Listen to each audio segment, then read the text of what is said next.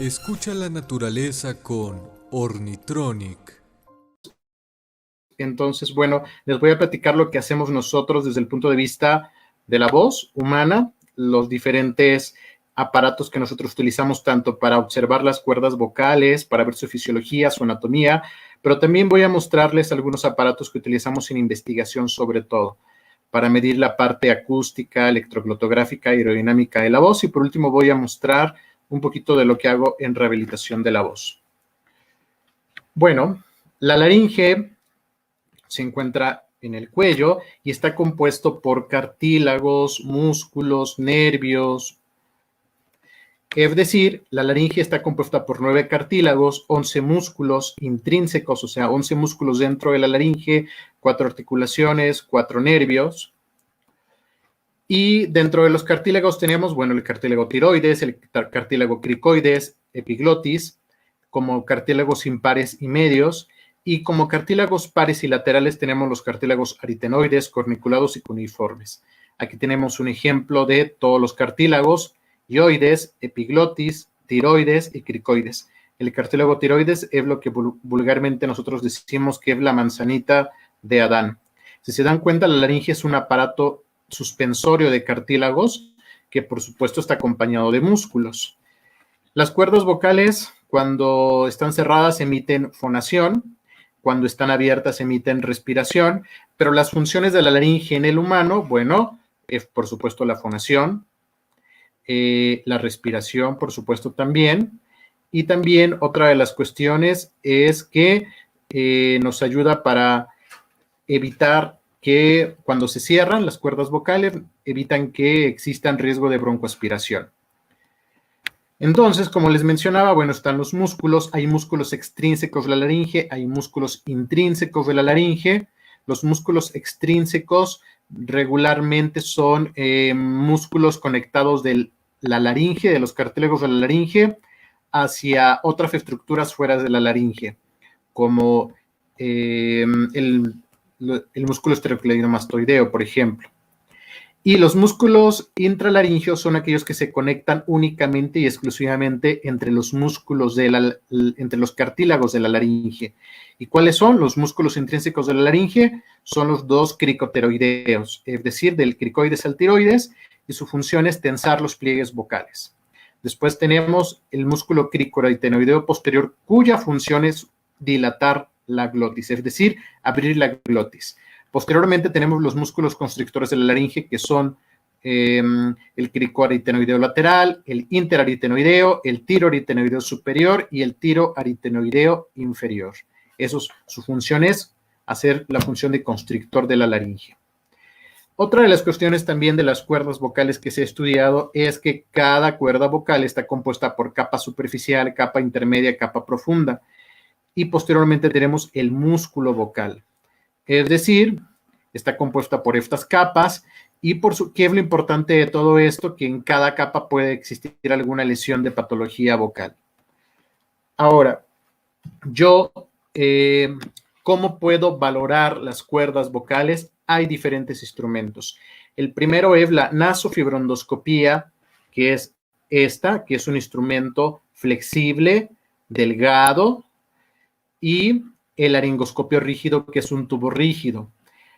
Este nasondoscopio flexible se mete por la nariz para visualizar las cuerdas vocales y este se mete por la boca.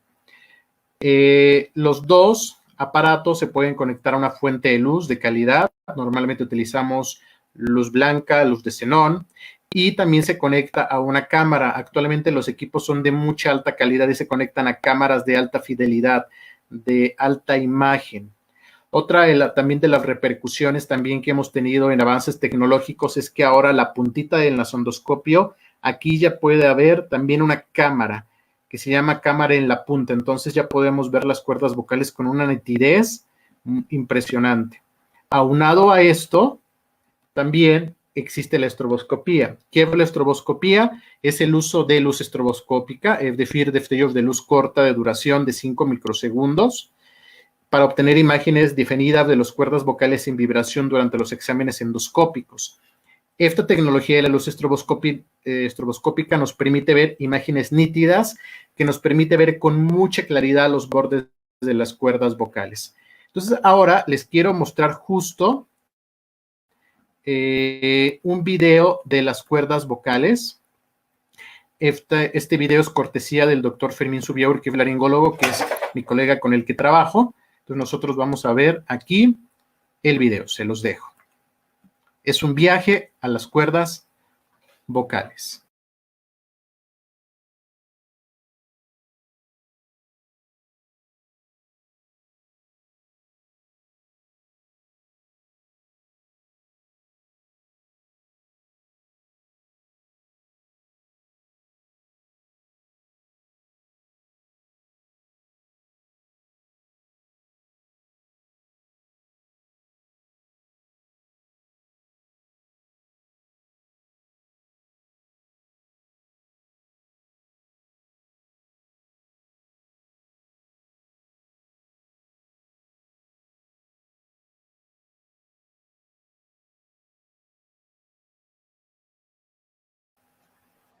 Perfecto. Entonces, este es el estroboscopio. Este es el aparatito que aquí conectamos el nasondoscopio flexible, conectamos el laringoscopio rígido y mediante este aparato podemos obtener imágenes de luz estroboscópica de alta calidad. Otra de las cuestiones que pasa con la anatomía de las cuerdas vocales, sobre todo en los humanos, es que hay mucha confusión. Normalmente, únicamente tenemos dos cuerdas vocales verdaderas, que son las que vimos, pero también hay confusión con las dos cuerdas vocales falsas. Las dos cuerdas vocales falsas son músculos y están al lado de las cuerdas vocales verdaderas, pero estrictamente hablando, únicamente hay dos cuerdas vocales, con sus 5 capas cada quien. Ahora, en México, ¿quién puede ver tus cuerdas vocales? Hay dos especialistas, el médico otorrinolaringólogo, el médico foniatra. El médico otorrinolaringólogo tiene una especialidad que se llama laringología. Todos los otorrinos tienen la capacidad de ver nariz, oídos, cuerdas vocales, etcétera. Pero hay una subespecialidad que se llama laringología y ellos son los expertos en ver las cuerdas vocales. Ellos son expertos en cirugía de cuerdas vocales. Y aparte está el médico foniatra médico audiólogo foniatra que se especializa también en foniatría, en los problemas de la voz y se especializa en problemas de patologías vocales en el aspecto de la rehabilitación vocal. Son los dos médicos encargados de poder ver las cuerdas vocales en México. En algunos otros países, bueno, esto varía y es variable. Algo que también me mencionaba Esaú, que les iba a interesar mucho a ustedes como biólogos, es enfocado a la frecuencia fundamental. Tenemos 3 características importantes. La voz tiene una frecuencia fundamental que significa el número de cierres y aperturas de las cuerdas vocales, medido en hertz, es decir, ciclos por segundo, y tenemos que señalar aquí que hay diferentes clasificaciones dependiendo de la tesitura de la voz, es decir, las voces agudas y las voces graves. En el aspecto humano, nosotros podemos dividir, gracias al canto, las tesituras, es decir, en la mujer la voz más aguda se llama soprano, la voz grave y entre grave y aguda se llama mezzosoprano y posteriormente tenemos el contralto, que son las mujeres de voz grave. Posteriormente tenemos las voces agudas de los hombres, que son tenores, las voces medias, que son barítonos, y bajos, que son las voces graves. Aproximadamente, gracias al estroboscopio, una de las virtudes del estroboscopio es que al mismo tiempo yo coloco un micrófono cerca del cartílago tiroides y cricoides y yo puedo medir con ese micrófono transductor la frecuencia fundamental al mismo tiempo que estoy viendo la imagen. Entonces, gracias a ese estroboscopio, yo puedo medir la frecuencia fundamental. Se ha visto que en las voces graves, más o menos, de hombres, alrededor están entre los 90 a los 165 más o menos hertz en frecuencia fundamental. Y en las mujeres es de los 190 a los 250 hertz más o menos. Aquí les pongo esta tabla, es de la extensión. Esto se refiere a extensión, pero de notas musicales, es decir, estas voces qué capacidad tienen de llegar desde una nota muy grave hasta una nota más aguda. Pero normalmente su tesitura normal. Aquí les dejo los grados de Hertz, los grados de frecuencia fundamental. Esa es la clasificación. Otra de las cuestiones también es la diferencia entre la voz infantil y la voz de adulto. Normalmente los niños tienen una frecuencia fundamental mayor a 250 Hz y en los adultos, en las voces masculinas, como les mencionaba, de 80 a 150 Hz en promedio y una voz femenina de 150 a 250 Hz. Otra de las diferencias también de la voz infantil con la de adultos es que en la mujer la tendencia es a la voz de cabeza, la masculina tendencia a la voz de pecho, es decir, que la resonancia la buscan más en el tórax o en la resonancia en el cráneo. En el niño tiene una resonancia más de cráneo y nasalidad. El tono es más alto en los niños, el tono va a depender en los adultos de la edad y el sexo. Y vamos a hablar más adelante de algunas otras características. Muy bien. Bueno, ahora, desde el punto de vista de investigación, que es también a lo que me dedico en una parte, nosotros hacemos análisis de la voz. Ya hay aparatos que nos ayudan tanto en la clínica como en la investigación a medir un buen análisis de la voz. Y un buen análisis de la voz desde el punto de vista humano lo dividimos en acústico, en aerodinámico y en el electroglotográfico. En el aspecto acústico nosotros utilizamos, quiero mencionar que esta plática no tengo ningún conflicto de interés, no me paga ninguna empresa relacionada con estos aparatos, solamente les voy a mostrar los aparatos que normalmente utilizamos nosotros. Nosotros utilizamos un micrófono Behringer SM8000, es un micrófono condensador omnidireccional con frecuencia de respuesta plana. Utilizamos una distancia de 30 centímetros y utilizamos una tasa de muestreo de 44,000 Hz. Si se dan cuenta, estamos en una cámara sonoamortiguada y bueno, este es el micrófono que nosotros utilizamos para medir nuestras muestras acústicas. ¿Cómo lo medimos? Todos los aparatos que les voy a mostrar son de K-Pentax, es una marca americana, y dentro del K-Pentax tenemos una cosa que se llama Laboratorio del Habla. En inglés es Computerized Speech Lab, el CSL. Es básicamente nos ayuda a las capturas y el análisis de señales de voz. Este CSL, mediante su hardware y software, se considera el estándar de oro para la captura y reproducción precisa de señales acústicas o producción de la voz, y está diseñado para recopilar datos objetivos cuantitativos. Quiero señalar que no es la única marca K-Pentax, hay muchas más, pero se puede decir que esta es una de las más utilizadas y la que más te avalan cuando tú mandas un artículo científico a revistas indexadas de alta calidad en voz, normalmente te piden que sea mediante estos softwares o te exigen. Entonces, este es el CSL, este es el software y hardware. Aquí conectamos el micrófono y aquí nosotros podemos ir midiendo, tomando la señal de captura de la voz y obteniendo el oscilograma. Ahora, ya una vez que obtengo el oscilograma, la muestra de la voz, ¿qué puedo medir? En nuestro caso, medimos 4 parámetros. Los parámetros de frecuencia, los parámetros de intensidad, los parámetros de ruido y los parámetros cepstrales. Bueno, dentro de los parámetros de frecuencia, nuevamente puedo medir la frecuencia fundamental, el jitter es la variabilidad de la frecuencia, los parámetros de intensidad, podemos medir la intensidad en decibeles, también en Shimmer podemos medir la variabilidad de la amplitud. Los parámetros de ruido son básicamente relación armónico-ruido, energía del ruido normalizado, que son medidas específicas para detectar si hay ruido en la voz. Y por último tenemos los parámetros cepstrales, que bueno, son transformadas de Fourier invertidas y se obtienen para medir. Esta sobre todo se ha visto en los últimos años que nos pueden detectar o ayudar para medir alteraciones en patología vocal. Quiero señalar que la gran mayoría de estos softwares todavía están en investigación, ya se empiezan a utilizar cada vez más, ya cada vez hay más estudios normalizados. Sin embargo, son aparatos muy caros, entonces generalmente están en universidades o en institutos, todavía no se encuentran como tal en hospitales, tan solo en México, o si se encuentran no tienen todos la parte aerodinámica, electroglotográfica y acústica. En Estados Unidos regularmente sí están más completos, pero bueno, todavía aún falta mucha investigación. Otra cuestión que nosotros hacemos es la electroglotografía. ¿Qué es la electroglotografía?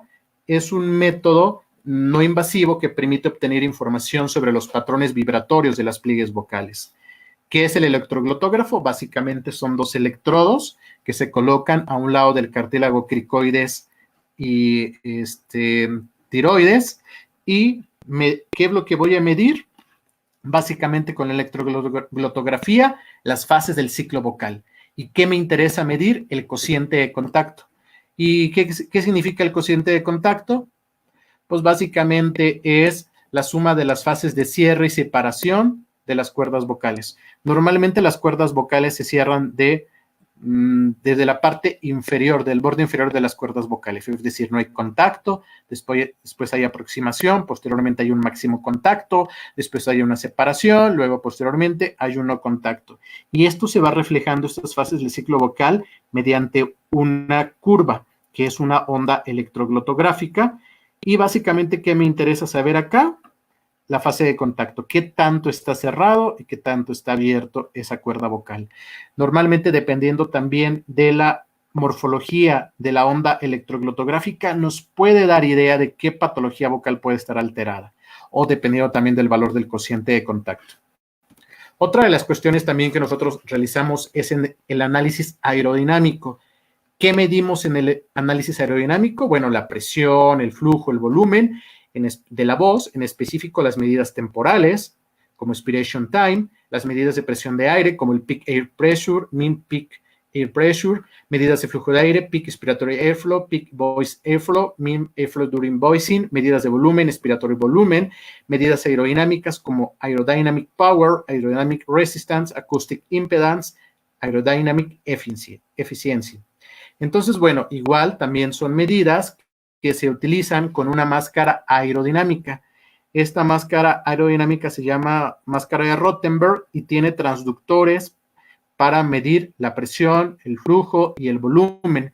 Esta es una jeringa para la calibración de la máscara. Aquí colocamos la máscara y de esta manera calibramos este aparatito de la máscara aerodinámica. Entonces, básicamente lo que estoy midiendo es la presión, el flujo y la resistencia glótica. Bueno, ahora ya, ¿cómo sé yo que existe un problema en la voz? Cuando tenemos voz ronca, normalmente nosotros le llamamos disfonía. Esa disfonía puede ser una alteración en el tono, puede ser una alteración en la intensidad o una alteración en el timbre. Básicamente, dentro de las cualidades de la voz tenemos la frecuencia fundamental, pero también tenemos que el tono y la altura para nosotros significa si es grave o aguda, la intensidad se refiere al volumen y el timbre se refiere a la resonancia el efecto producido en la resonancia en los huesos de la cara. Nosotros tenemos resonadores naturales, que son los senos paranasales, la boca, la faringe y el cráneo, por supuesto, y eso es lo que también nos da un efecto del timbre. Aquí les quiero mencionar también sobre las características principales de las enfermedades.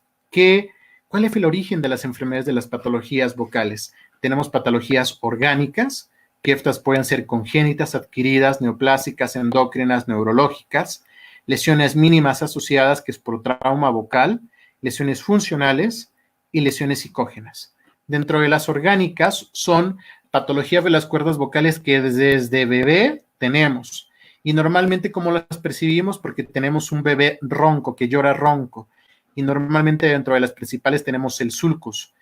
Y esas personas pueden pasar toda la vida con voz ronca y nunca se dieron cuenta que tuvieron un problema congénito en la laringe. Otra de las cuestiones también que tenemos son las adquiridas, que son inflamatorias, traumáticas. Traumáticas puede ser por algún accidente, alguna fractura, algún problema de inflamación. Y también aquí pueden ser por infecciones o enfermedades inmunológicas, como la laringitis crónica inflamatoria en específica con enfermedad de Wegener, o enfermedades infecciosas, papilomatosis, laringitis por reflujo, etcétera.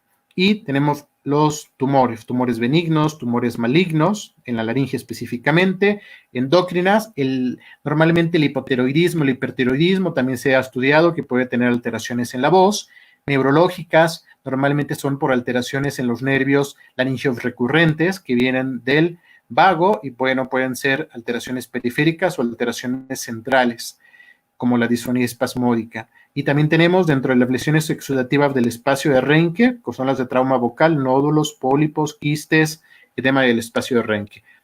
Y, por supuesto, las hemorragias de las cuerdas vocales. También tenemos las lesiones funcionales que son hiperfunción laringia o hipofunción laringia o trastornos de la mutación, pubefonía, es decir, que los adolescentes nunca cambiaron de voz y siguen siendo ya mayores de 18 años y, bueno, tienen voz de niño. Y también las psicógenas, donde no hay ninguna alteración orgánica ni funcional, pero la persona por algún trauma emocional o estrés postraumático genera disfonía psicógena. Y bueno, ¿cómo sabemos nosotros que una persona tiene disfonía o que necesita alguna consulta? Básicamente es porque tienen voz ronca o opaca, porque tienen problema para respirar, porque pueden tener fatiga vocal, porque pueden tener quiebres vocales o gallitos, como se les dice vulgarmente, sensación de cuerpo extraño, sensación de estar aclarando la garganta, dolor e irritación faríngea y problemas para llegar a los agudos, sobre todo en los cantantes. Estas son de las principales lesiones que nosotros encontramos. Estos son los famosos nódulos vocales, que son como unos callitos. Es inflamación en la unión del tercio medio con anterior. Normalmente es por trauma vocal, es decir, las cuerdas vocales deben de cerrar y abrir sin fuerza, y cuando existe trauma vocal, la apertura y el cierre es muy fuerte y eso va generando inflamación. El pólipo vocal es por algún sobreesfuerzo vocal, si se dan cuenta es una sola lesión en un solo lado, que puede generar también en una lesión contraria en la otra cuerda vocal, y por supuesto también la hemorragia de la cuerda vocal, que esto puede ser por algún sobreesfuerzo vocal, por gritar o por cantar en una nota muy alta, mal apoyada. Entonces, bueno, esto se genera, y también los quistes que son por trauma vocal. Entonces, estas son de las principales patologías que nos llegan en la consulta. Ahora, ¿cuáles son los cuidados de la voz que normalmente nosotros indicamos? Si se dan cuenta, México y muchos países de Latinoamérica hablamos de mitos de la voz y de remedios caseros. Y infinidad de ustedes y yo y Esaú conocemos muchísimos remedios caseros.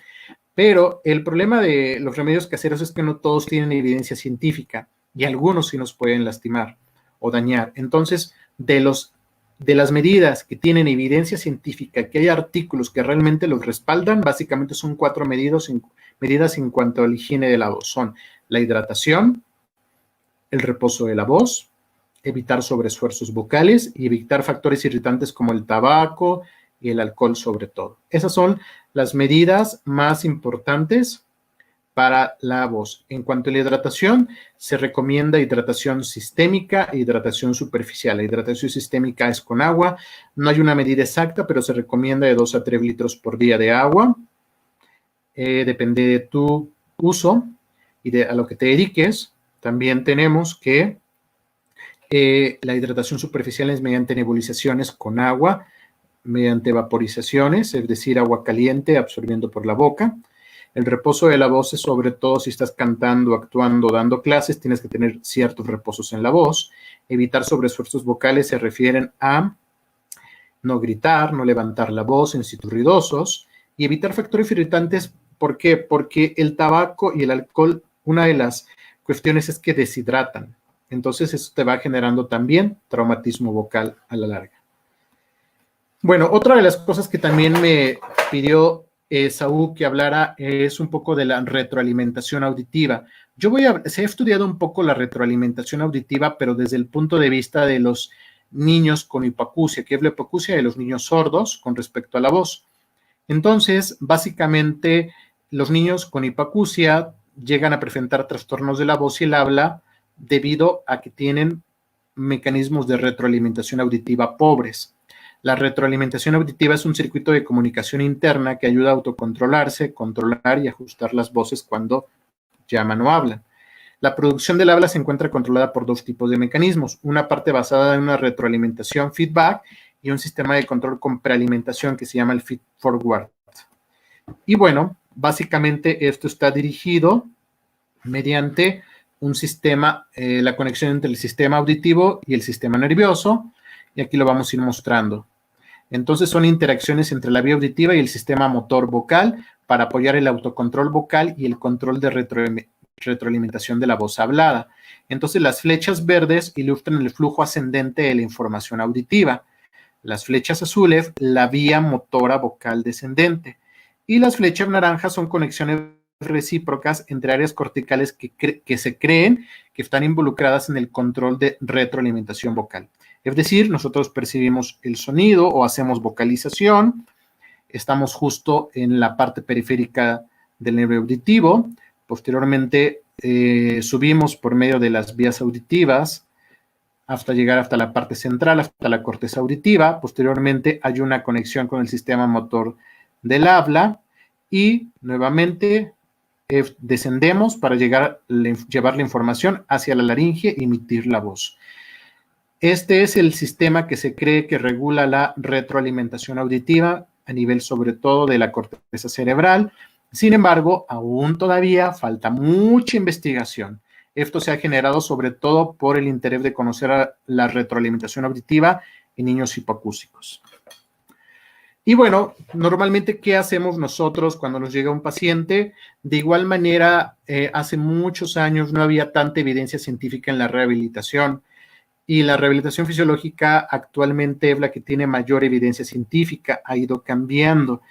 Estos son todos los tipos de rehabilitación que se han utilizado. Actualmente estamos con la rehabilitación vocal fisiológica. La rehabilitación vocal fisiológica se refiere a la interacción entre la mecánica respiratoria, la fuerza muscular laringea, el control de la resistencia, las modificaciones supralaríngeas, es decir, mediante un solo ejercicio, trato de balancear los tres subsistemas involucrados en la producción de la voz. Afortunadamente ya hay muchos artículos en revistas indexadas que nos demuestra que, y ensayos clínicos que nos demuestran que la rehabilitación vocal fisiológica tiene evidencia científica. Yo voy a hablar específicamente de los ejercicios de tracto vocal subocluido, que es la terapia de resistencia en el agua, que fue en la que más me he especializado yo.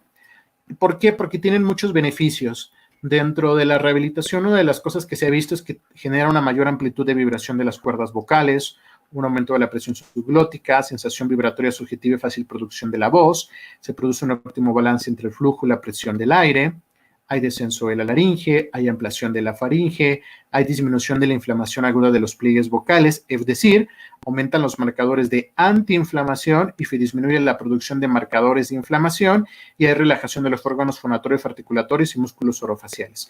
Todos estos beneficios son los que se han visto en la rehabilitación vocal fisiológica. ¿Y qué son los ejercicios de tracto vocal subocluido? Es básicamente un popote con un vasito y una pequeña cantidad de agua y empiezo a hacer diferentes tareas fonatorias para poder llegar a todos estos beneficios. Esto se hace, no solo es hacerlos, mediante un patrón de aprendizaje sensoriomotor, es decir, que a base de repeticiones y sensaciones, de manera inconsciente y automática, la persona aprende a modular su voz. Y eso va generando también que las múltiples patologías de la voz, una es que ya no vuelvan a aparecer, o irlas apoyando en su proceso de curación. Es muy importante también mencionar que la rehabilitación se puede utilizar pre-cirugía o post-cirugía y que se tiene que trabajar en conjunto siempre con el laringólogo. Y bueno, aquí les dejo un artículo sobre lo que yo hago sobre la rehabilitación fisiológica de la voz, la terapia de resistencia en el agua. Aquí les voy a mencionar algunos de los dispositivos que yo utilizo. Tubo finlandés, que es un tubo de vidrio, el tubo de Laxbox, que es un tubo de plástico, Doctor Box, que es de vidrio, el Pocket Box, que es básicamente como un tubo de plástico, el Max Box es una máscara para hacer voz articulada. Esta es la forma en la que nosotros hacemos el ejercicio, utilizando el Max Box y el Pocket Box. Bueno. Otra de las cosas que les quiero mencionar es que desde hace algunos años nosotros celebramos el Día Mundial de la Voz, el 16 de abril. ¿Por qué se inventó esta campaña en el mundo? Para el uso y la concientización y la valoración de nuestra voz. Lamentablemente perdemos la voz, no valoramos la voz hasta que la perdemos. Entonces, esta es una campaña que se ha generado en varios países y México también la celebra desde hace varios años y bueno, la idea es cuida tu voz, cuida tu voz. Entonces se hacen diferentes campañas con respecto a esto. Nosotros, afortunadamente, en Estados Unidos existe una fundación que se llama Fundación de la Voz, que es Voice Foundation. La Voice Foundation es uno de los congresos más importantes del mundo en la voz, donde se junta la parte científica de las ciencias exactas de la voz. Al mismo tiempo también se juntan la parte artística y al mismo tiempo la parte médica y terapéutica. Entonces, afortunadamente, este congreso se hace cada año en Filadelfia a finales de mayo, principios de junio. Es un evento espectacular, se juntan gente muy talentosa, gente científica sobre los avances más importantes de la voz. Y bueno, están cordialmente invitados. Y nosotros tenemos un capítulo México ya desde hace algunos años, donde hacemos reuniones interdisciplinarias de la voz. Entonces, sería muy bueno contar con ustedes en algún momento determinado con los biólogos acústicos que nos puedan compartir temas de la voz en las diferentes especies animales, en la vocalización. En estas reuniones van la parte científica, van matemáticos, van ingenieros, pero también van cantantes, actores, van médicos, foniatras, laringólogos, terapeutas, etcétera. Entonces eso es muy importante. Ustedes nos pueden seguir tanto en Instagram, en @Voice Foundation Capítulo México, y en Facebook, en la fanpage de México Chapter de Voice Foundation Capítulo México. Y aunado a esto, se ha creado en los últimos años una disciplina científica que se llama la vocología, que es cuyo objetivo es el estudio de la voz humana desde el punto de vista científico, médico y artístico. Es básicamente la ciencia de la voz y la práctica de la producción vocal. ¿Por qué es importante esto? Porque yo le digo a Esaú siempre, necesitamos más multidisciplina e interdisciplina para trabajar en conjunto. Es decir, nosotros como médicos, como terapeutas, necesitamos más a los biólogos acústicos que nos puedan compartir lo que ustedes están haciendo para poder trabajar en conjunto. ¿Por qué? Porque lo que ustedes hacen con especies animales nos puede servir a nosotros de tener ideas de cómo poder estudiar más la voz humana. Y también, por supuesto, todo lo que hacemos nosotros con la voz humana les puede servir a ustedes, a los biólogos acústicos. Entonces, por eso es muy importante y es por eso la creación de esta vocología humana. Necesitamos sentarnos más y platicar los aspectos de la vocología humana con la vocología de las especies animales. Entonces, ojalá que cada vez nos podamos unir más para hacer protocolos de investigación y podamos aprender en conjunto. Y los invito, tenemos un congreso virtual de vocología aplicada en septiembre del 2020. Aquí se van a juntar los diferentes expertos de vocología en América. Es online y bueno, ojalá que algún día alguno de ustedes pueda presentar un trabajo de lo que hacen en sus especies animales con las vocalizaciones. Y bueno, aquí les dejo mi correo electrónico, mi celular. Quiero señalarles que tengo una cuenta de Instagram, aquí me pueden seguir. Normalmente hago en vivos, transmisiones. También tengo mi canal de YouTube que se llama Carlos Manzano Foniatra. Aquí también hago transmisiones. Ustedes pueden ver videos que hago sobre la voz y me pueden seguir en mi fanpage de Carlos Manzano Foniatra. Aquí les dejo mi correo electrónico, mi celular. Y bueno, pues encantado de poder colaborar con ustedes. Podemos hacer visitas de los laboratorios acústicos que ustedes tienen con sus aparatos con respecto a los humanos. Creo que es muy importante trabajar en conjunto, sobre todo porque creo que podemos generar mucho conocimiento entre los dos. Pues muchas gracias.